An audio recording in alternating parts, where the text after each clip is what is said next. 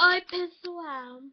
Hoje eu vim fazer um vídeo aqui de mostrando meus novos Little Less Pet Shop. Então vamos lá.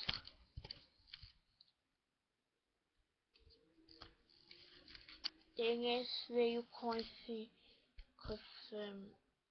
toalhinha laranja. Veio com esses óculos.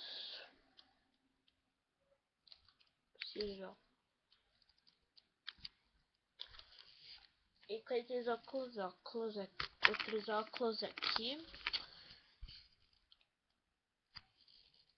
Veio com esse patinho de brinquedo de borracha. Vocês estão vendo? Vocês não vão ver. Veio um barquinho de brinquedo do Little Less Pet Shop. Veio essa roupinha cor de rosa. Vocês estão vendo aí? Veio 4 pares desse sapatinho roxo aqui. Estão vendo azul? Veio essa boinha azul. Veio essa piscininha roxa.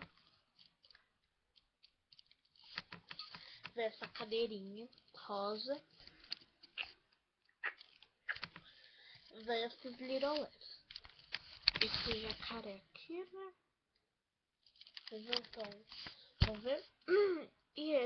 E um cachorrinho. Eu troquei esses Little Less pelos presentes que eu ganhei. Né? Pelos presentes que eu ganhei de aniversário. Custou R$ 35. Veio um monte de coisinhas e 2 LPS, um cachorro e um jacaré. Muito fofos. Eu quero dedicar esse vídeo